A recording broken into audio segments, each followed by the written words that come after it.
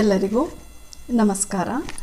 ಒಂದ್ಸಲ ತರಗತಿಯಲ್ಲಿ ಶಿಕ್ಷಕರು ಮಕ್ಕಳಿಗೆ ಒಂದು ಆ್ಯಕ್ಟಿವಿಟಿ ಮಾಡಿಸ್ತೇನೆ ಅಂತ ಹೇಳಿರ್ತಾರೆ. ಹೌದಾ? ಮಕ್ಕಳು ತುಂಬ ಖುಷಿಯಾಗಿರ್ತಾರೆ. ಏನಾದರೂ ಆ್ಯಕ್ಟಿವಿಟಿ ಅಂತ ಹೇಳಿದರೆ ಮಕ್ಕಳಿಗಂತೂ ತುಂಬ ಖುಷಿ ಆಗುತ್ತೆ. ಹಾಗಾಗಿ ಏನು ಆ್ಯಕ್ಟಿವಿಟಿ ಮಾಡಿಸ್ತಿರ್ಬೋದು ಅಂತೇಳಿ ಎಲ್ಲರೂ ಕ್ಯೂರಿಯಸ್ ಆಗಿ ಸ್ಟೂಡೆಂಟ್ಸ್ ಕಾಯ್ತಾ ಇರ್ತಾರೆ. ಹೌದಾ? ಆವಾಗ ಟೀಚರ್ ಏನು ಮಾಡಿದ್ರು ಅಂತ ಹೇಳಿದ್ರೆ ಸುಮಾರಷ್ಟು ಬಲೂನ್ಗಳನ್ನು ತೊಗೊಂಡ್ರು. ಆ ಬಲೂನ್ಗಳೆಲ್ಲ ಏನು ಮಾಡ್ತಾರೆ, ಅವರು ಊದುತ್ತಾರೆ. ಎಲ್ಲ ಬಲೂನ್ಗಳನ್ನು ಊದಿ ಆ ಬಲೂನ್ ಮೇಲ್ಗಡೆ ಎಲ್ಲ ವಿದ್ಯಾರ್ಥಿಗಳ ಹೆಸರನ್ನು ಬರೆದು ಹರಡ್ತಾರೆ. ಇವಾಗ ಟೀಚರ್ ಇನ್ಸ್ಟ್ರಕ್ಷನ್ ಕೊಡ್ತಾರೆ. ಏನಂತ ಹೇಳಿದ್ರೆ, ನೀವೆಲ್ಲರೂ 5 ನಿಮಿಷ ನಿಮಗೆ ಟೈಮ್ ಕೊಡ್ತೀನಿ, ಕಾಲಾವಕಾಶ ಇದೆ.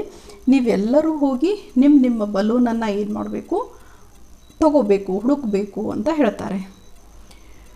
ಗೊತ್ತಿದೆ ನಿಮಗೆ ಮಕ್ಕಳು ಹೇಗೆ ಅಂತೇಳಿ. ಹೌದಾ? ಮಕ್ಕಳೆಲ್ಲ ರಭಸವಾಗಿ ರಶ್ ಆಗಿ ಏನು ಮಾಡಿಬಿಟ್ರು, ತಮ್ಮ ಬಲೂನನ್ನು, ತಮ್ಮ ಹೆಸರಿರೋ ಬಲೂನನ್ನು ಹುಡುಕ್ಲಿಕ್ಕೆ ಅವರು ತುಂಬ ರಭಸವಾಗಿ ಹೋದಾಗ ಎಲ್ಲ ಬಲೂನ್ಗಳು ಏನಾಗ್ಬಿಡ್ತಾವೆ, ಒಡೆದು ಹೋಗ್ತಾವೆ. ಮಕ್ಕಳಿಗೆ ಏನಾಗುತ್ತಾ, ತುಂಬ ಬೇಜಾರಾಗುತ್ತೆ. ಟೀಚರ್ಗೆ ಸ್ವಲ್ಪ ಬೇಜಾರಾಗುತ್ತೆ. ಆವಾಗ ಏನು ಮಾಡಿದರು, ಮತ್ತೆ ಟೀಚರು ಮಕ್ಕಳಿಗೆಲ್ಲ ಮತ್ತು ಅವ್ರವ್ರ ಪ್ಲೇಸಿಗೆ ಕೂರ್ಲಿಕ್ಕೆ ಹೇಳ್ತಾರೆ. ಮಕ್ಕಳೆಲ್ಲ ಹೋಗಿ ಕೂರ್ತಾರೆ.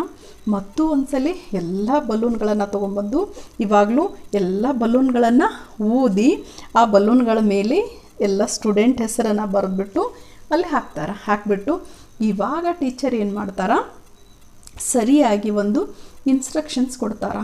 ಸೂಚನೆಗಳನ್ನು ವಿದ್ಯಾರ್ಥಿಗಳಿಗೆ ಸರಿಯಾಗಿ ಕೊಡ್ತಾರೆ. ಏನು ಅಂತ ಹೇಳಿದ್ರೆ, ಇವಾಗ ಹೋಗ್ತೀರಿ, ನಿಮ್ಮ ಬಲೂನನ್ನು ತೊಗೋತೀರಿ. ಹೌದಾ?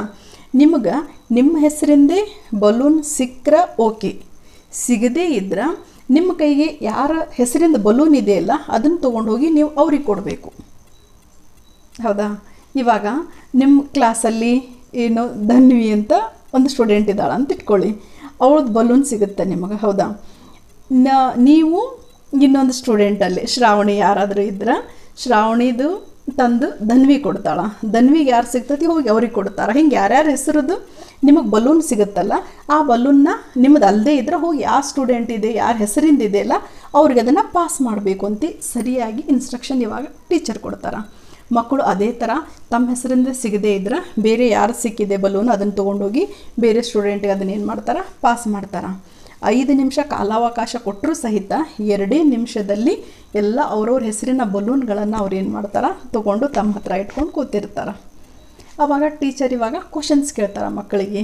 ಫಸ್ಟಿಗೆ ನೀವು ಯಾಕೆ ಆ ಥರ ಬಲೂನ್ಗಳನ್ನು ಒಡೆದು ಹಾಕಿದ್ರಿ, ಏನು ತಪ್ಪಾಯಿತು?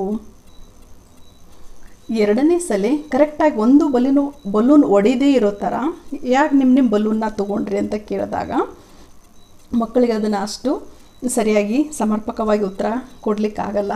ಆವಾಗ ಟೀಚರೇ ಹೇಳ್ತಾರೆ ಏನು ಅಂತ ಹೇಳಿದ್ರೆ, ಇದನ್ನು ನಾವು ಏನು ಮಾಡ್ತೀವಿ, ರಿವರ್ಸ್ ಮೆಥಡ್ ಅಂತ ಹೇಳ್ತೀವಿ. ಹೌದಾ? ಏನು, ಮಕ್ಕಳು let them to do mistakes. ಹೌದಾ? ಚಿಕ್ಕ ಪುಟ್ಟ ತಪ್ಪುಗಳನ್ನು ಮಾಡಿ ಅವರು ಕಲಿತಾಗ ಆ ಕಲಿಕೆ ಏನಾಗುತ್ತೆ, ಗಟ್ಟಿಗೊಳ್ಳುತ್ತೆ. ಆ ಕಲಿಕೆ ಶಾಶ್ವತವಾಗಿ ಅವರಲ್ಲಿ ಉಳಿಯುತ್ತೆ. ಇದನ್ನು ರಿವರ್ಸ್ ಮೆಥಡ್ ಅಂಥೇಳಿ ನಾವು ಹೇಳ್ತೀವಿ.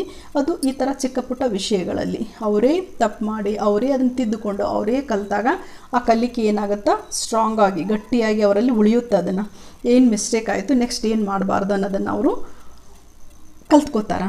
ಅದರ ಜೊತೆಗೆ ಮತ್ತು ಮಕ್ಕಳಲ್ಲಿ ಇರಬೇಕಾಗಿರೋ ಒಂದು ಕೋಆರ್ಡಿನೇಷನ್, ಕೋಆಪ್ರೇಷನ್ ಮತ್ತು ಯಾವ ಥರ ಅವರು ಸೆಲ್ಫಿಶ್ ಆಗಿರಬಾರ್ದು ಅನ್ನೋದನ್ನು ಇದೊಂದು ಚಿಕ್ಕ ಆ್ಯಕ್ಟಿವಿಟಿ ಮಾಡಿಸೋದ್ರ ಮೂಲಕ ನಾವು ಮಕ್ಕಳಿಗೆ ಏನು ಮಾಡ್ಬೋದು, ಅದನ್ನು ಮನವರಿಕೆ ಮಾಡ್ಬೋದು, ಅವರಿಗೆ ತಿಳಿಸ್ಕೊಡ್ಬೋದು ಅಂತೇಳಿ ಅಲ್ವಾ.